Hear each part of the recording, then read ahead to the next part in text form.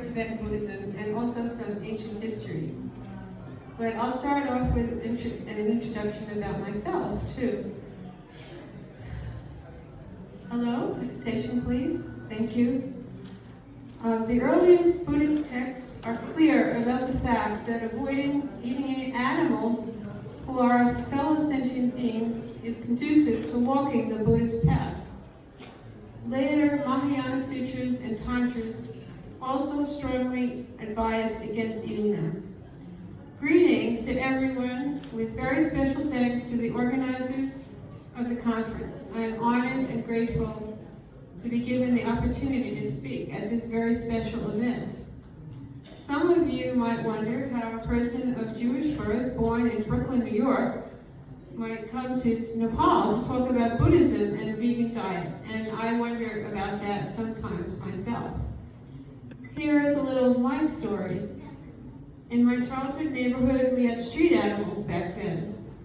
Somewhat like India and Nepal has nowadays, I started rescuing animals as a teenager, often having to go against parents and neighbors who frowned upon the activity or made it difficult to do so, sometimes being labeled the crazy animal person. In my early 20s, I embraced Eastern religions, becoming a Buddhist practitioner and also a vegetarian. I was fortunate to meet many of the greatest Tibetan Buddhist masters of our time as I lived in New York City and later California. So many great lamas came there after their escape from Tibet and brought over to teach from India. In the early 80s, I even went to Tibet 3 times for extended teachings and study and helped fundraise for the impoverished Sangha there. By the mid-1990s, we helped our contacts leave Tibet, and thus we could not get money to the people anymore. So later on, I switched to India, and eventually also helping Nepal. I helped as I could from the States, and later started the NGO, Help Animals India.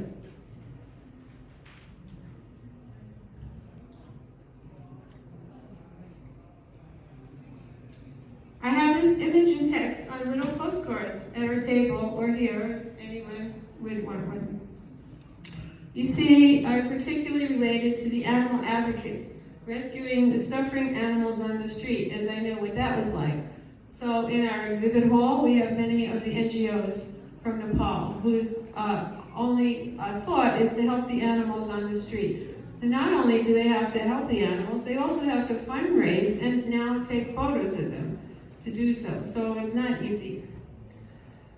I was a vegetarian and later a vegan. What's this one? This guy I took in Swayampu in 2017. He looks very nice there, but then the other photos when he walked away, he really wasn't very healthy. But it is a nice picture. I was a vegetarian and later a vegan, but most Tibetan Buddhists were not. And so began another one of my life's mission. I wrote an article in the 1990s entitled Life as a Vegetarian Tibetan Buddhist Practitioner. And that is still available on the website, shopcar.org. Since I wrote that article, I have seen some great changes, but there is a lot to be done. This website, spelled SHAVKAR, if you're interested in the subject, you must go there. Writings of all experts in this field are there. Shopkar himself, who lived in the 1800s, was a great Tibetan Lama who wrote against meat eating. Shopkar was famous for his affection and concern for animals. His attitude was an expression not only of personal sympathy and aesthetic appreciation, it was rooted in his understanding of Buddhist teaching. There are resources on the website for all Buddhist texts. Theravada, Mahayana, Vajrayana, many great articles and books, even in PDF file, which promote veg diet.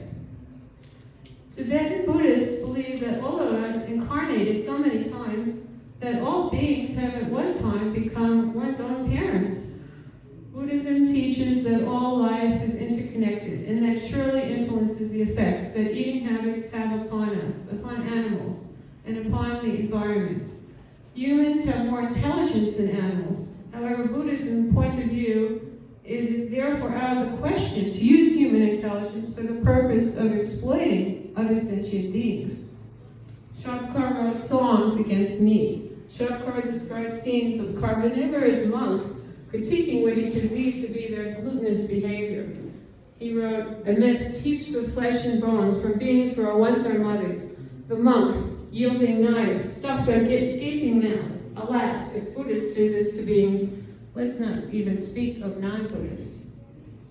People often wrongly assume that vegetarianism in Tibet is a modern-day phenomenon.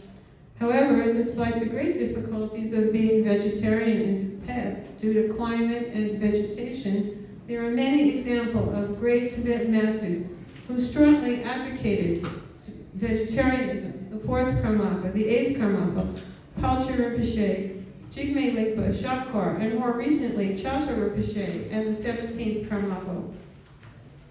One book that explores the historic connection of Tibetan Buddhist writings on vegetarianism is The Faults of Meat by Jeffrey Barstow. This book samples writings from across centuries in distant regions to give us a sense of how Tibetan works on vegetarianism evolved. The oldest sect of Tibetan Buddhism is called Nyingmapa. That lineage includes the luminary Jigme Lingpa, who lived in the 1700s. He expressed profound concern for animal works in his works. Jigme Lingpa wrote in his autobiography, imagine the pain that animals feel in the moments before they are butchered. Having now become animals, your fathers, mothers, siblings, and friends from previous lives tremble with fear in the butcher's sinful hands, tears streaming from their eyes, and panting for breath. In that state, they wonder what to do. Alas, there is no refuge, there is nowhere to go. This approach by Jigme Lingpa to vegetarian advocacy worked to persuade readers by appealing to their emotions rather than their knowledge of historic Buddhist literature. So where are we now in 2022? Some of the recent changes involve the extraordinary effort of the 17th Karmapa, Organ Dorje Trinley. I had studied with his previous incarnation, the 16th Karmapa. The 16th Karmapa was a great animal lover and had many birds he cared for. When he visited us in New York, I helped take care of his birds. A few years after he passed away in 1981, his reincarnation, the 17th Karmapa, was recognized in Tibet. The 17th had a dangerous and miraculous escape from Tibet to India in the year 2000, when he was 14 years old. Political fallout still continues to this day, as the Chinese government was very upset that he left Tibet. Later on in India, when he was older, the Karmapa embraced vegetarianism at the age of 22. The Karmapa speaks often of his childhood as a poor nomad in Tibet. It was the practice of monks at a particular time of year to gather together the animals that were to be slaughtered. At these times, he was completely distraught with concern for the suffering of the animals. Whatever his family tried, they could not contain his sorrow. Since then, he said he has studied so much of the Dharma and practiced so diligently, and yet in all his study and practice, he has never found anything that could be created that was more precious than this naturally arising kindness towards other beings. He urged all of us to connect with that innate goodness in ourselves. In 2007, initially, the Karmapa said that people could not consider themselves his disciple if they continued to eat meat. He later softened it to say that at the very minimum, reduce their meat eating and eat only a little, if at all. However, all his monasteries and nunneries were made vegetarian, and His Holiness himself became a vegan. I had to campaign to get some tofu to eat at the Karmapa Monastery in Woodstock, New York, where I lived in the 70s. When I heard the edict came down for all meals to be vegetarian, it was like a miracle.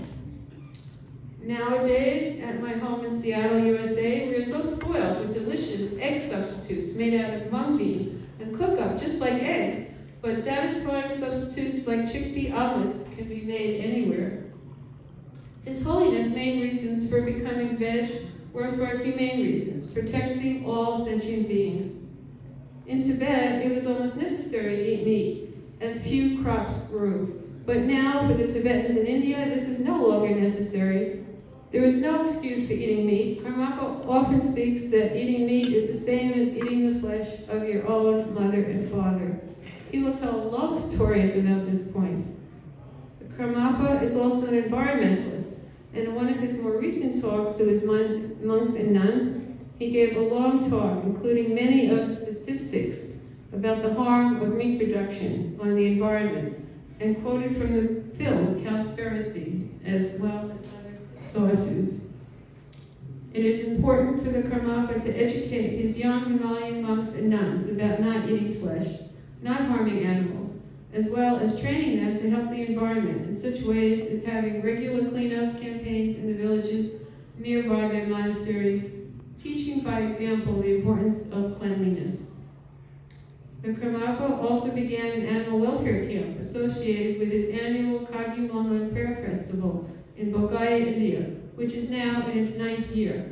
He arranges for a veterinary team to come down to the plains of India from Sikkim, where his monastery in exile is located.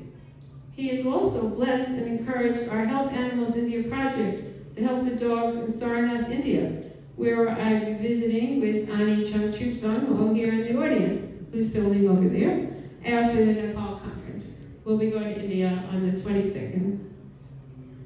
At the time when the Karmapa authorized the ABC, or animal birth control camps, it was extremely controversial, as in the old scriptures, sterilization is viewed as a sin. That was probably because there was no anesthesia back then, and neutering the bull was done without that. So Karmapa often speaks of the need to take old beliefs and apply them to the modern world. He's very much into applying Buddhist principles in a realistic way in the 21st century. One of the greatest of Tibetan yogis is Nepal's own Chacho Sangye Dorje Rinpoche, who passed away in 2015 at the age of 102. A strong vegetarian during his life, Choto Rinpoche was one of the most vocal opponents of meat eating in Tibetan Buddhism. In 1960, Chacho Sangye Dorje visited some of the pilgrimage sites in India. While visiting the Mahabodhi temple, Choto Rinpoche made a firm commitment to give up meat and alcohol, saying, "If you take meat, it goes against the vows one takes in seeking refuge in the Buddha, Dharma, and Sangha. Because when you take meat, you have to take a being's life. So I gave it up." One of the most famous Buddhist practices, one of life release called Tesar, and Rinpoche often released large amounts of fish from the Calcutta fish market every year, saving hundreds of thousands of animal lives from slaughter and blessing each animal as it is done. In his book, Compassionate Action, and I have this book here along with several other books about the subject if anyone wants to look at them, he wrote, "Meat, the sinful food, is not permitted according to the 3 vows, the vows of individual liberation, the Bodhisattva vows, and the Tantric vows. Thus Buddha stated, I have never approved, do not approve, and will never approve of a meat diet. He declared, my followers must never eat meat." Many other Tibetan spiritual leaders have come to the same spiritual point. At the Dalai Lama's World Peace ceremonies, the vegetarian Kalachakra, starting from the one in Amaravati in 2006 in Andhra Pradesh, India, only vegetarian food was served. As a Tibetan Buddhist practitioner, I was thrilled to attend and meet the group, Tibetan Volunteers for Animals, or TVA, when I attended. TVA not only actively campaigns for vegan diet, but rescues animals as well. Help Animals India has been able to support them from USA for many years as we can. It is a great joy that currently many monasteries in India and Nepal have done such great positive things as giving up meat and cooking vegetarian food instead. This happened at the Kalachakra. Many poor Tibetans came down from Tibet, and the Dalai Lama said they must give up their furs. So they went back home and burned them. Now, in the Buddhist sutras, there is some controversy about whether the Buddha allowed meat if it came into a monk's begging bowl, as long as they didn't kill the animal or know that the animal was killed for them. Buddha taught the middle way and was against the strict Brahmin culture of his day. While Brahmins were vegetarian, as I understood it, it was mainly because they was taught that meat was impure. Somewhat like the caste system, which Buddha was against. The Buddha was a revolutionary and broke new ground in society. That is why, to this day, many of India's so-called untouchable class became Buddhists. However, through the path of Vajrayana, or the Tantric path, some modern-day Buddhists felt that it is your state of mind that matters, and not to be too rigid in your preferences. In certain Tibetan Buddhist circles that developed, particularly in the West, meat eating and some other controversial habits, like sex habits with loose morals, were promoted as part of the so-called tantric lifestyle. Tantric, in this case, meant not getting hung up on conventional morals or concepts of purity. In other words, to embrace life fully was to consume it literally, and not to discriminate between pure and impure. However, mostly those who went down that path clearly abused the methods and indulged in negative behavior. Hopefully, that has now continued to change for the better. The founder of Tibetan Buddhism, Padmasambhava, or Guru Rinpoche, said, "My realization is as vast as the sky, but my behavior is finer than grains of flour." One contemporary author and colleague of mine was the wonderful man of the late Norm Phelps. I have his book here too. His book here is entitled Buddhism and Animal Rights, and states very plainly that endless discussion is just an excuse. It's not about us, it's about the animals. Some people use arguments like it is the karma of the animal to be eaten, etc. It's particularly tenuous. It is vital to take the focus off the practitioner and put it onto the animals who suffer and die in the process. Other lamas acknowledged that it was meritorious to stop eating meat if one could manage it. Yet there was more important work to be done, like taming the mind and praying for all sentient beings. According to Tibetan Buddhist philosophy, humans and animals are the only visible realms of the 6 classes of being. Plants are not sentient and do not inherently contain Buddha nature, which is the seed of enlightenment within all sentient beings. Although it has been said that nature spirits, which protect the plants, their lives are not taken when we harvest vegetables. Others argue that many insects are killed in the harvesting of grains and vegetables, but so many more of them are killed in the feed that are used to feed the animals. Buddhists are admonished constantly to work to save all sentient beings, yet little thought may be given to sitting down to consume even a whole being for lunch. The harvesting of beings for their flesh could be seen as the supreme form of exploitation. I see vegetarian and veganism as a boycott of all that abuse. Even making a partial effort is commendable. Not eating solely as a necessity to sustain life, I believe that flesh eating as a culinary practice will be considered barbaric in the future. And the future is coming very soon.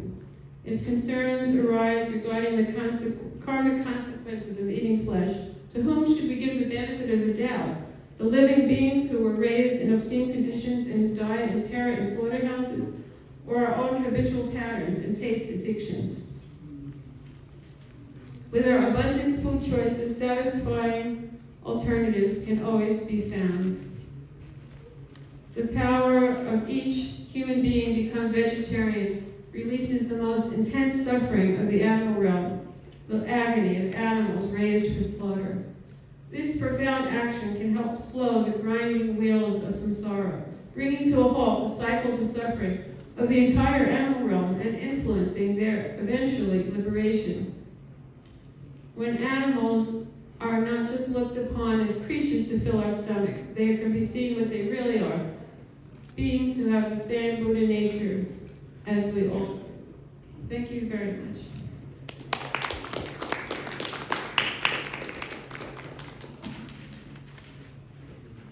And now we have Eiko.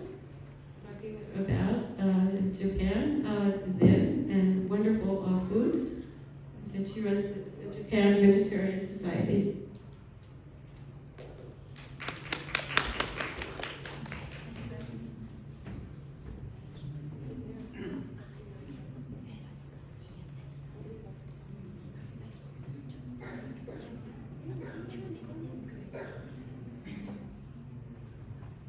Hello, my name is Eiko Azumano